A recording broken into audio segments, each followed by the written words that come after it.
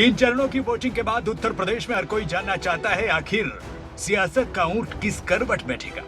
वो सब जानने से पहले नेताओं की इन बयानों को सुनिए।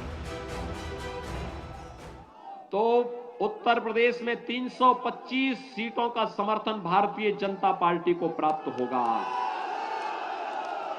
325 सीट का मतलब एक मजबूत और दमदार सरकार होगी। दमदार सरकार। आप दमदार और मजबूत सरकार चाहते हैं ना, कि समाजवादी पार्टी की दुमदार और मजबूर सरकार? दुमदार और मजबूर नहीं, दमदार और मजबूत सरकार। जो झूठ बोलने वाले लोग हैं वो आज जनता के बीच सिर्फ वोट मांगने आए हैं। इस बार जनता ने भी मन बना लिया है कि इनको माफ नहीं करेंगे, इनको साफ करेंगे, साफ कर देंगे। यूपी में अब अवध का रण है।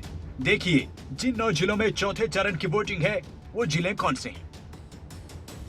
ये 9 जिले लखनऊ, रायबरेली, पीलीभीत, लखीमपुर खीरी, सीतापुर, हरदोई, उन्नाव, फतेहपुर, बांदा है। चौथे चरण में सबसे बड़ी लड़ाई लखनऊ में। अवध वाले इलाके में यूपी में कई सीटों पर मुकाबला दिग्गजों की प्रतिष्ठा से जुड़ा है। रायबरेली जो कभी कांग्रेस का गढ़ रहा, वहां इस बार कांग्रेस के लिए टेंशन ज्यादा बढ़ी है।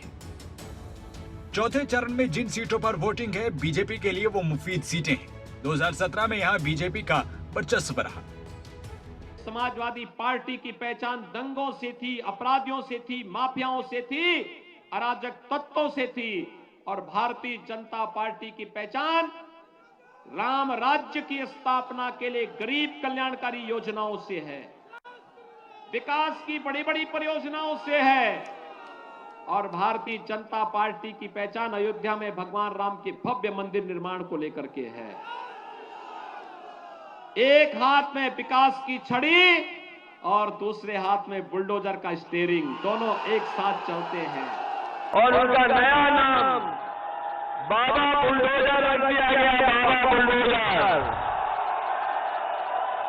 वैसे तो इलाहाबाद और प्रयागराज के लोग संगम में जब साधु संत आते होंगे, आप लोग समय समय पे आशीर्वाद लेने जाते हो, उनसे हम लोग सीखते हैं। वो हमारे संस्कृति का, धर्म का दर्शन बताते हैं।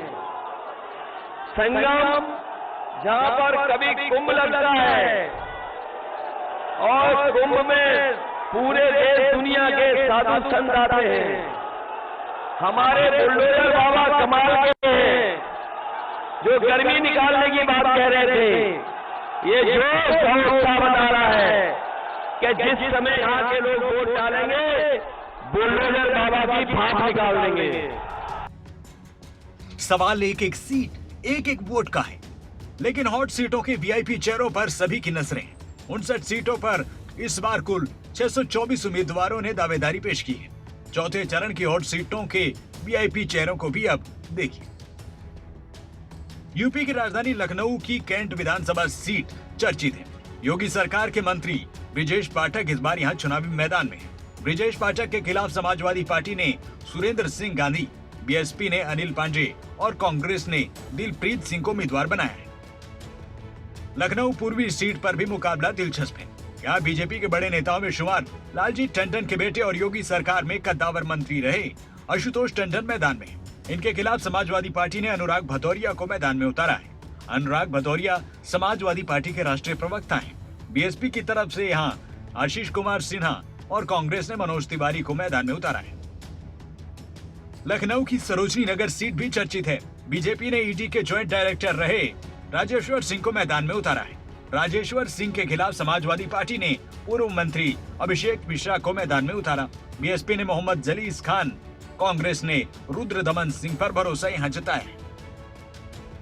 जंग रायबरेली सीट पर भी है। 2017 में कांग्रेस की टिकट पर चुनाव जीतने वाली अदिति सिंह इस बार बीजेपी के साथ है। बीजेपी ने अदिति सिंह को मैदान में उतारा है तो समाजवादी पार्टी ने राम प्रताप यादव, बीएसपी ने मोहम्मद अशरफ और कांग्रेस ने मनीष चौहान के बीच यहां पर टक्कर ला दी है। फतेहपुर की बिंद की सीट से योगी सरकार में जेल मंत्री रहे जय कुमार सिंह जैकी चुनाव लड़ रहे हैं। बीजेपी की गठबंधन वाली अपना दल सोनेलाल की टिकट पर वो चुनावी मैदान में है। समाजवादी पार्टी ने रामेश्वर दयाल, बीएसपी ने सुशील कुमार और कांग्रेस ने अभिमन्यु सिंह को यहां टिकट दिया है। फतेहपुर की हुसैनगंज सीट पर इस बार बीजेपी ने योगी सरकार में कृषि राज्य मंत्री रणवेंद्र प्रताप सिंह उर्फ दुन्नी भैया को टिकट दिया है। योगी के मंत्री के खिलाफ घेरेबंदी के लिए समाजवादी पार्टी ने उषा मौर्य, बीएसपी ने फरीद अहमद और कांग्रेस ने शिवाकांत को मैदान में उतारा है। उन्नाव की पूर्वा सीट से मशहूर शायर मुनव्वर राणा की बेटी उड़ीसा इमरान राणा को कांग्रेस ने टिकट दिया है। बीजेपी ने अनिल सिंह, समाजवादी पार्टी ने उदय राज और बीएसपी ने विनोद कुमार को यहां मैदान में उतारा है। वोटिंग के इस चरण में लखीमपुर जिला भी है, जहां से केंद्रीय गृह राज्य मंत्री अजय मिश्रा टेनी सांसद हैं। लखीमपुर हिंसा केस में केंद्रीय गृह राज्य मंत्री टेनी के बेटे पर किसानों पर जीप चढ़ाने का आरोप है। किसानों की नाराजगी यहाँ बीजेपी के लिए परेशानी वाली बात बन गई है।